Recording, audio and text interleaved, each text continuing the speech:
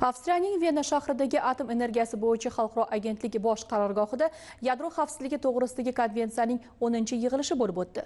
Unda O'zbekiston delegatsiyasi ham ishtirok etib, yadro xavfsizligi sohasidagi milliy yondashuv va amaliy ishlar yuzasidan birinchi milliy hisobotini xalqaro hamjamiyatga taqdim qildi.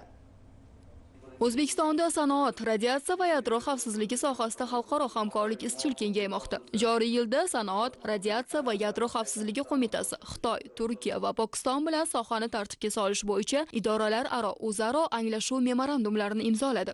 Ma'lumki, O'zbekiston Respublikasida kimyoviy, biologik radiatsiya yadro xavfsizligini ta'minlash ustuvor vazifalardan biri hisoblanadi.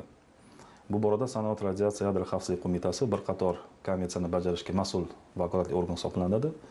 Jumladan, kimyoviy qurolni taqiqlash va biologik qurolni taqiqlash to'g'risidagi konvensiyani ijrosini O'zbekiston Respublikasi ta'minlaydi. Har yili vakolatli organlarning tomonidan taqdim etilayotgan hisobotlarni xalqaro tashkilotlarga taqdim etadi.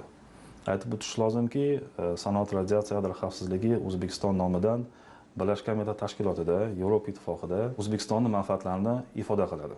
Vena shahrida bo'lib o'tgan yig'ilishda esa mamlakatimiz delegatsiyasi konvensiya doirasidagi majburiyatlar yuzasidan O'zbekistonning birinchi milliy hisobotini taqdim etdi. Xalqaro tadbir davomida mamlakatimizda yadroviy dasturlarni xavfsiz amalga oshirish borasida olib borilayotgan ishlar e'tirof etildi. Milliy hisobot orqali mamlakatimizda yadroviy xavfsizlik bo'yicha amalga oshirilayotgan ishlar xalqaro hamjamiyatga taqdim etildi va ijobiy baholandi. Bu esa O'zbekistonning atom energetikasi sohasida teng huquqli va ishonchli hamkor sifatida shakllanayotganini ko'rsatadi. Xalqaro atom energiyasi agentligiga a'zo davlatlar O'zbekistonning yadro xavfsizligi to'g'risidagi konvensiyaga qo'shilganini iliq kutib oldi va mamlakatimiz yadroviy dasturni xavfsiz amalga oshirishga ishonch bildirdi. Bu qadam Prezidentimiz va hukumatimiz tomonidan atom energetikasi sohasida amalga oshirilayotgan islohotlarning mantiqiy davomi bo'lib, O'zbekistonda radiatsiya yadro xavfsizligi tizimini yanada mustahkamlash, xalqaro ishonchni oshirish va institutsional rivojlanishga xizmat qiladi. Shu bilan birga favqulodda vaziyatlarga tayyorgarlik va tezkor javob berish mexanizmlarini mustahkamlash ustuvor vazifalardan biri sifatida qayd etildi.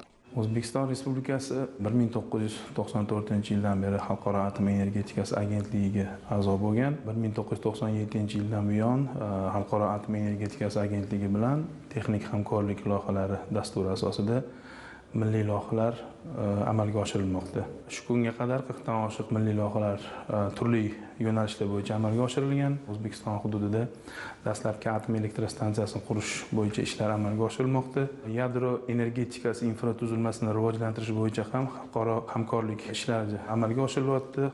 Yig'ilishda innovatsion texnologiyalardan foydalanishda xavfsizlik talablarini kuchaytirish, milliy tartibga solish tizimini takomillashtirish hamda xalqaro hamkorlikni rivojlantirish masalalari muhokama qilindi.